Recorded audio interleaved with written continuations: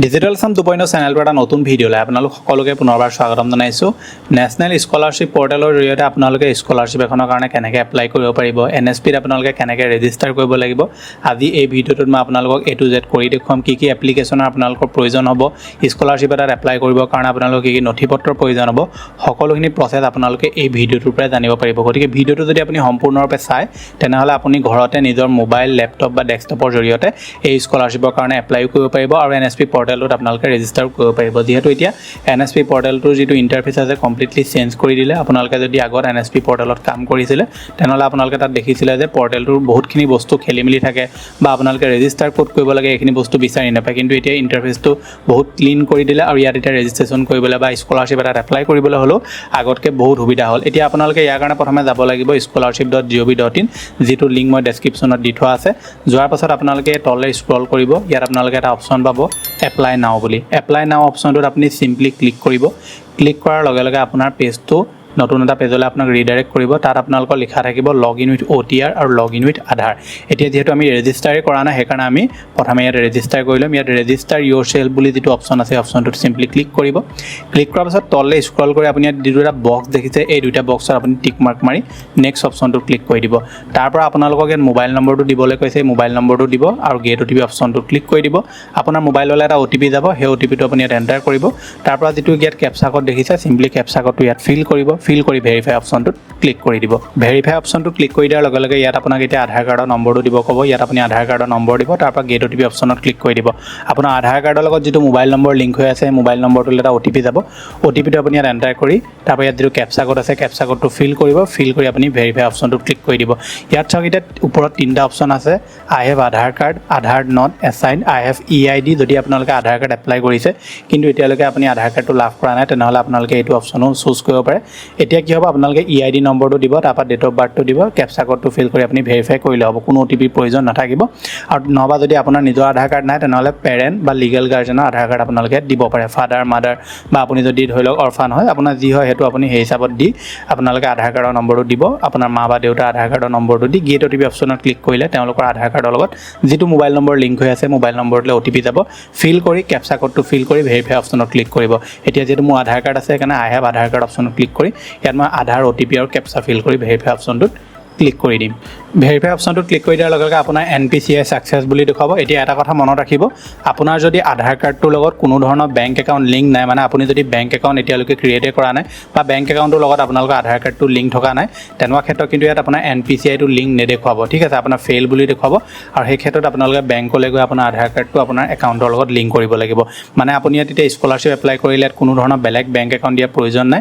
আপোনাৰ যিটো আধাৰ কাৰ্ডৰ লগত বেংক একাউণ্ট লিংক থাকিব সেইটোতে আপোনালোকক পইচাটো দিয়া হ'ব। সেইটো কথা আপোনালোকে মনত ৰাখিব। এতিয়া যিহেতু মোৰ আধাৰ কাৰ্ডৰ লগত বেংক একাউণ্ট লিংক আছে সেইকাৰণে মোৰ আধাৰ কাৰ্ডৰ ডিটেইলছখিনি আহি গ'ল আৰু লগতে মোৰ ইয়াত NPCI ছাকচেছফুল হৈ গ'ল। ঠিক আছে, তাৰ পৰা ইয়াত আপোনাৰ মাদাৰ্ছ নেম, ফাদাৰ্ছ নেম, তাৰ পৰা আপোনাৰ ইয়াত ইমেইল ID এইটো মেণ্ডেটৰী নহয় বা ইমেইল IDটো দি দিব।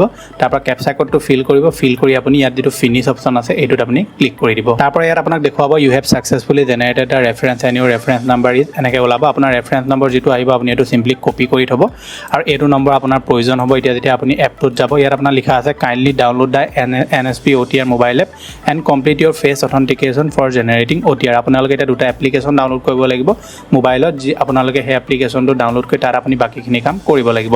এতিয়া মই আপোনালোকক মোবাইলৰ স্ক্ৰীনত সেই এপ্লিকেশ্যনকেইটা কেনেকৈ ইউজ কৰিব লাগিব সেইটো দেখুৱাই দিওঁ। এতিয়া ইয়াৰ কাৰণে প্ৰথমে আপুনি প্লে ষ্ট'ৰত যাব লাগিব। তাৰ পৰা দুটা এপ্লিকেশ্যন ডাউনলোড কৰিব লাগিব। এটা হৈছে আধাৰ ফেচ RD বুলি, যিটো এপ্লিকেশ্যন প্ৰথমে আপুনি ডাউনলোড কৰি ল'ব আপোনাৰ ফোনত, আৰু তাৰ পিছৰ যিটো এপ্লিকেশ্যন হৈছে NSP OTR। দুইটা এপ্লিকেশ্যন আপোনালোকে ডাউনলোড কৰিব। ডাউনলোড কৰি আপুনি প্ৰথমে NSP OTR যিটো এপ্লিকেশ্যন সেইটো আপুনি অ'পেন কৰিব।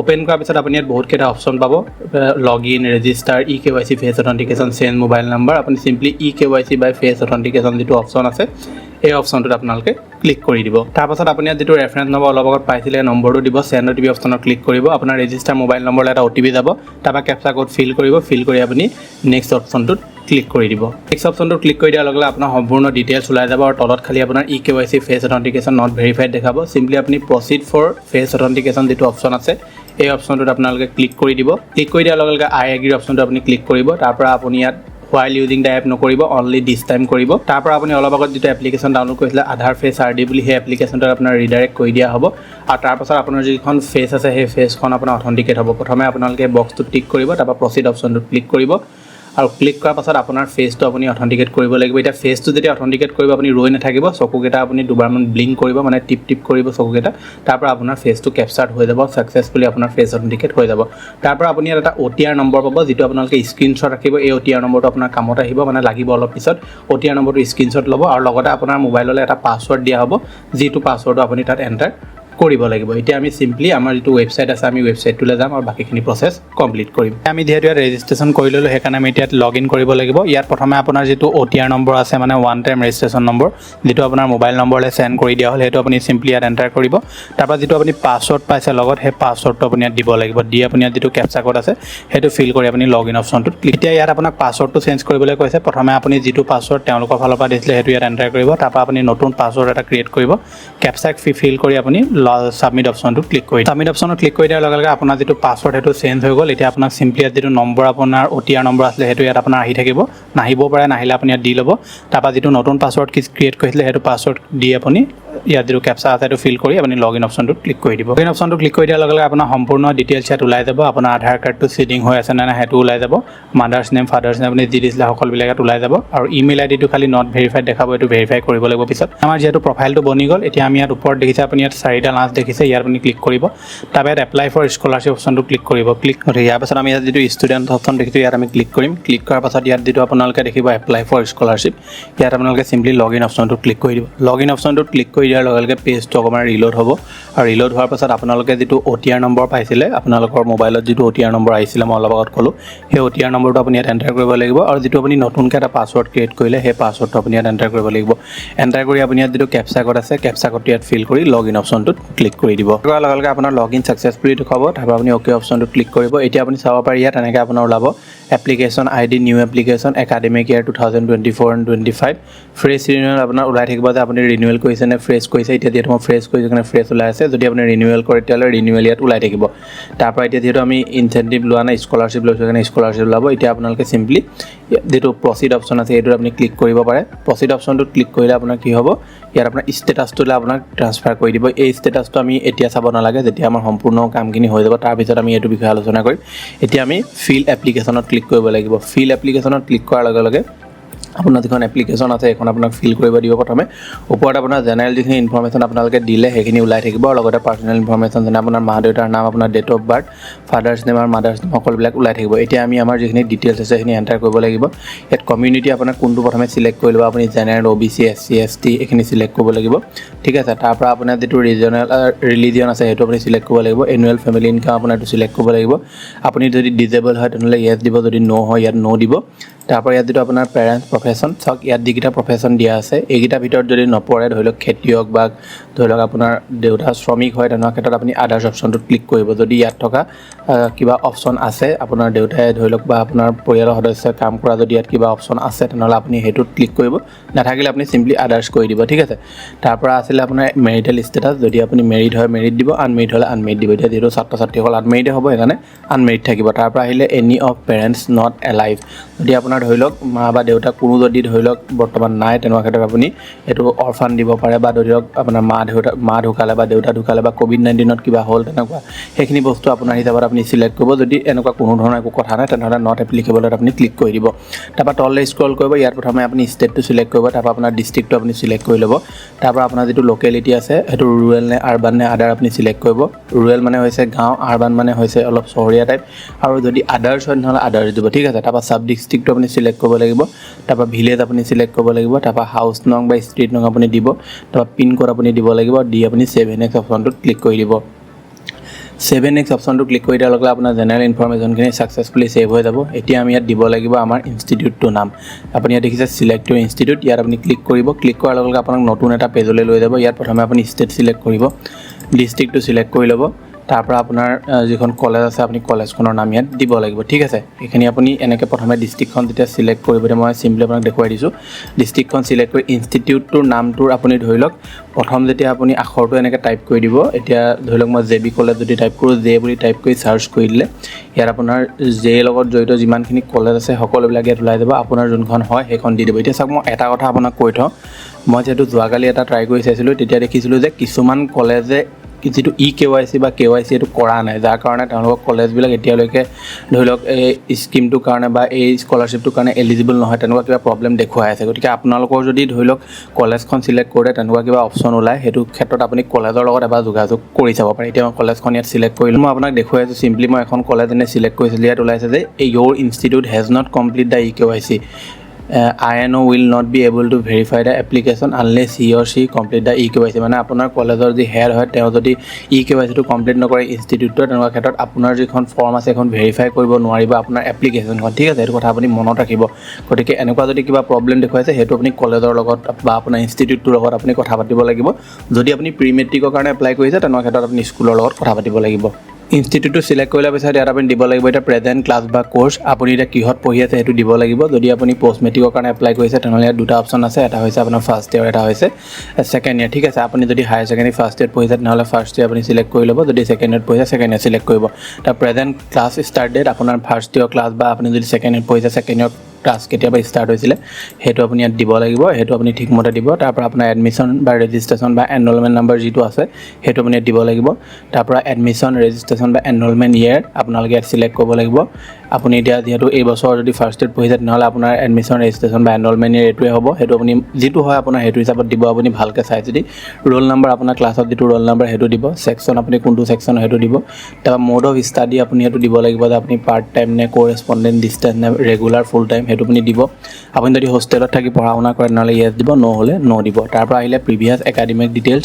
ইয়াত এতিয়া আপুনি যিহেতু ক্লাছ যদি ফাৰ্ষ্ট ইয়েৰত দিছে তেনেহ'লে প্ৰিভিয়াছ একাডেমিক ইয়েৰ হ'ব আপোনালোকৰ মেট্ৰিক, ঠিক আছে। এনেকুৱা ক্ষেত্ৰত আপুনি প্ৰিভিয়াছ বৰ্ড বা ইউনিভাৰ্চিটি আপোনাৰ দিব লাগিব, যে ছেবা, যদি আপুনি ছেবা আণ্ডাৰত পঢ়িছিলে তেনেহ'লে ছেবা দিব, যদি আপুনি CBSE আণ্ডাৰত পঢ়িছিলে তেতিয়াহ'লে CBSE দিব। তাৰপৰা প্ৰিভিয়াছ পাছিং ইয়েৰ, এতিয়া যিহেতু আপুনি ফাৰ্ষ্ট ইয়েৰত যদি পঢ়ি আছে তেনেহ'লে আপোনাৰ মেট্ৰিক যিহেতু আপুনি এইবছৰে পাছ কৰিছে সেই ক্ষেত্ৰত আপুনি 2024 দিব লাগিব। যদি ছেকেণ্ড ইয়েৰত পঢ়ি আছে তেনেহ'লে 2023 হ'ব, ঠিক আছে। সেইখিনি বস্তু আপোনালোকে ভালদৰে চাই চিতি দিব। তাৰপৰা আহিলে প্ৰিভিয়াছ ক্লাছ, কোৰ্চ বা কোৱালিফাই এক্সাম, যিহেতু 10 আছিলে এইটো অলৰেডি ইয়াত চিলেক্ট হৈ থাকিব।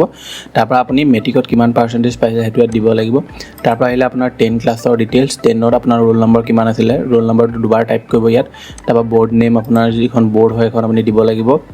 এতিয়া আমাৰ যিটো বৰ্ড অফ ছেকেণ্ডেৰী এডুকেশ্যন আপুনি ইয়াত যদি চাই ওলাই যাব, এইখন হ'ল আমাৰ বৰ্ড অফ ছেকেণ্ডেৰী এডুকেশ্যন, ঠিক আছে। আছামটো চাই ল'ব, এইখন হৈছে আমাৰ বৰ্ড অফ ছেকেণ্ডেৰী এডুকেশ্যন। তাৰপৰা আহিলে আপোনাৰ ইয়েৰ অফ পাছিং, আপোনাৰ যোনটোৱে চিলেক্ট কৰিব, 10ত আপোনাৰ মাৰ্ক কিমান আছিলে সেইটো চিলেক্ট কৰিব লাগিব। আপোনাৰ যিটো দেখিছে ক্লাছ 12ৰ ডিটেইলছ, এতিয়া চাওক আপুনি যদি ফাৰ্ষ্ট ইয়েৰত পঢ়ি আছে তেনেহ'লে 12ৰ ডিটেইলছ দিয়া আপোনাৰ ইয়াত প্ৰয়োজনে নাই, কাৰণ আপুনি 12 পঢ়াই নাই, সেই ক্ষেত্ৰত আপুনি এইখিনি দিয়াৰ প্ৰয়োজন নাথাকে। তাৰপৰা আহিলে কম্পিটিটিভ এক্সাম ডিটেইলছ, যদি আপুনি আগতে কিবা কম্পিটিটিভ এক্সামৰ কাৰণে কোৱালিফাই কৰিছে তেনেকুৱা ক্ষেত্ৰত আপুনি এইখিনি ইয়াত দিব পাৰে, যদি নাই কৰে এইখিনি আপুনি দিয়াৰ কোনো ধৰণৰ প্ৰয়োজন নাই। গতিকে আপোনাৰ যিখিনি বস্তু ইয়াত প্ৰয়োজন হয় সেইখিনি বস্তু আপোনালোকে ফিল কৰিলে হ'ব, অযথা বস্তু ফিল কৰাৰ প্ৰয়োজন নাই। তাৰপৰা আপুনি চিম্পলি ফিল কৰি ধুনীয়াকৈ ছেভ নেক্সট অপশ্যনটোত ক্লিক কৰি দিব। নেক্সট অপশ্যনত ক্লিক কৰি দিয়াৰ লগে লগে আপোনাৰ একাডেমিক ডিটেইলছখিনি হৈ যাব। তাৰপৰা আহিলে application specific details are not required for application, তাৰপৰা আপুনি চিম্পলি কণ্টিনিউ কৰি দিব। কণ্টিনিউ কৰি দিয়াৰ পিছত আপোনাৰ যি স্কিম আপোনাৰ এভেইলেবল আছে সেইখিনি আপোনাৰ ইয়াত ওলাই যাব। চাওক আপোনাৰ ইয়াত দুটা স্কিম এভেইলেবল আছে, যিহেতু মই পষ্ট মেট্ৰিকৰ কাৰণে কৰিছিলোঁ। প্ৰথমটো হৈছে financial support to the student of an year for higher professional course NSP merit scholarship, আৰু এটা হৈছে আপোনাৰ post matric scholarship for ST student, ঠিক আছে। এতিয়া যিহেতু মই SC চিলেক্ট কৰিছিলোঁ সেইকাৰণে মই SC ওলাইছে। আপোনাৰ যিটো কাষ্ট থাকিব সেইটো আপুনি চিলেক্ট কৰাৰ লগে লগে আপোনাৰ সেইমতে ইয়াত ওলাই যাব। যদি কৰে ST থাকিব, SC হ'লে SC থাকিব, জেনেৰেল কৰিলে জেনেৰেলৰ কাৰণে কি এভেইলেবল আছে সেইখিনি বস্তু আপোনাৰ ইয়াত ওলাই যাব। এতিয়া যিহেতু মই post matric scholarship for SC student সেইকাৰণে ইয়াত টিক মাৰিব লাগিব। টিক মাৰি আপুনি ইয়াত দেখিছে ছেভ নেক্সট এই অপশ্যনটোত আপুনি ক্লিক কৰিব লাগিব। ছেভ নেক্সট অপশ্যনত ক্লিক কৰি দিয়াৰ লগে লগে স্কিম ডিটেইলছ ছেভ ছাকচেছফুলি বুলি ওলাই যাব। তাৰপৰা আহিলে আপোনালোকৰ ইয়াত নেক্সট অপশ্যনটো যিটো আছে সেইটোত আপুনি ক্লিক কৰিব, scheme specific details save successfully, okay click কৰিব। তাৰপৰা ইয়াত আপোনালোকে কিছুমান ডকুমেণ্টছ আপলোড কৰিব লাগিব। প্ৰথমটো হৈছে ষ্টুডেণ্ট ফটোগ্ৰাফ, তাৰপৰা scan copy of marksheet last academic qualification. আপুনি যদি ফাৰ্ষ্ট ইয়েৰত পঢ়ি আছে তেনেকুৱা ক্ষেত্ৰত আপুনি মেট্ৰিকৰ যিখন মাৰ্কশ্বিট আছে সেইখন আপোনালোকে দিব লাগিব।